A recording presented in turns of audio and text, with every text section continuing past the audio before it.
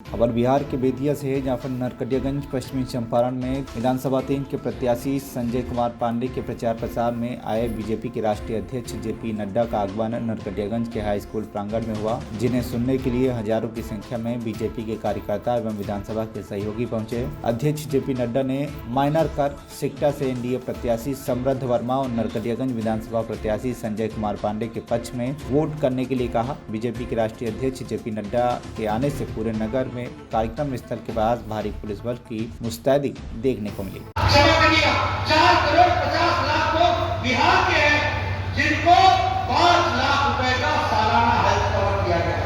वो ये बिहार की बदलती तस्वीर है कि नहीं है? बदलती तस्वीर है कि नहीं है?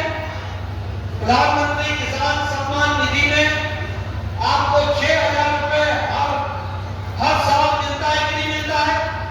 अब फिर से संजय पांडे को चुनाव जिताना, समृद्ध वर्मा को चुनाव जिताना, 14 तारीख के बाद ये 6,000 कर्पूरी ठाकुर सम्मान योजना के तहत आपको 9,000 मिलेगा।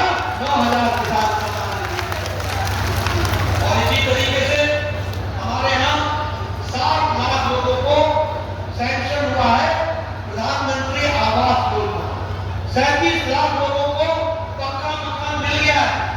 मेरी बात नोट करके रखना और याद करके रखना मित्रों, मोदी जी के नेतृत्व में एनडीए की सरकार को मजबूत बनाना, जहां बिहार में फिर से सरकार बनाकर स्थिरता लाना।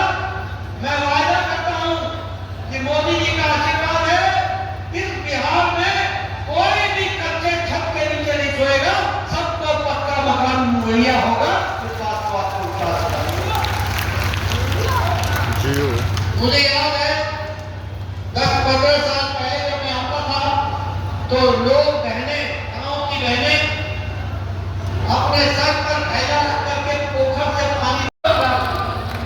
आप बताइए, विधवा पेंशन, दिव्यांग पेंशन, वृद्धा पेंशन, ये 3 गुना बढ़ा दी गई है कि नहीं बढ़ा दी गई?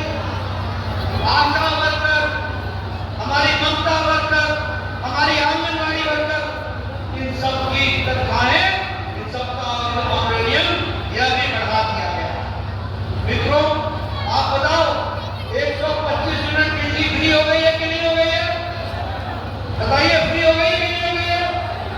और मैं आपसे बोलूंगा, प्रधानमंत्री हर घर सूर्य योजना, प्रधानमंत्री जी का, इसको लागू करा देना अपने घर में, आपका बिजली का बिल 0 हो जाएगा, 0 हो जाएगा। ये भी आपसे याद है।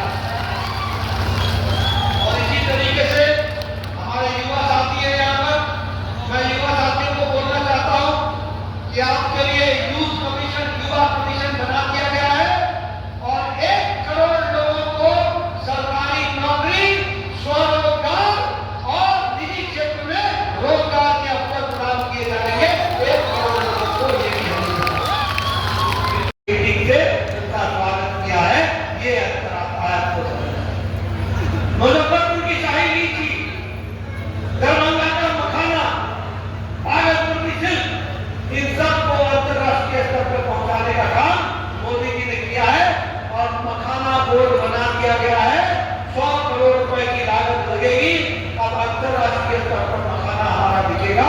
इस तरीके की योजना मित्रों, इसलिए मैं कहना चाहता हूं, आप देखिए 8 करोड़ 70 लाख लोगों को बिहार में 5 किलो गेहूं या 5 किलो चावल, 1 किलो दाल दिया जा रहा। आज 3 करोड़ 80 लाख हमारे लोग बिहार के गरीबी की रेखा से ऊपर आ गए। ये मैं नहीं कह रहा, ये आंकड़े बता रहे हैं कि 3 करोड़ 80 लाख गरीबी की रेखा से आ गए। बोलो, सबको अनाज मिल रहा है कि नहीं मिल रहा है? मिल रहा है कि नहीं मिल रहा?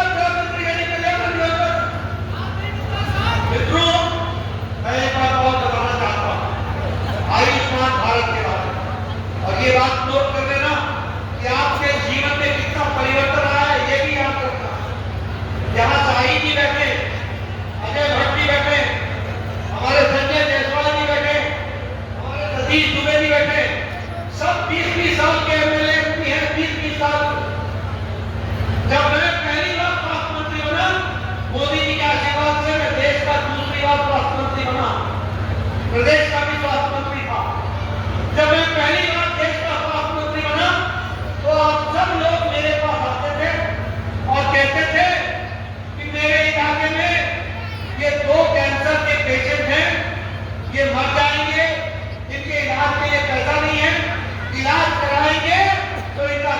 बिक जाएगा, मकान बिक जाएगा, बच्चों को पढ़ने का इंतजाम खत्म हो जाएगा।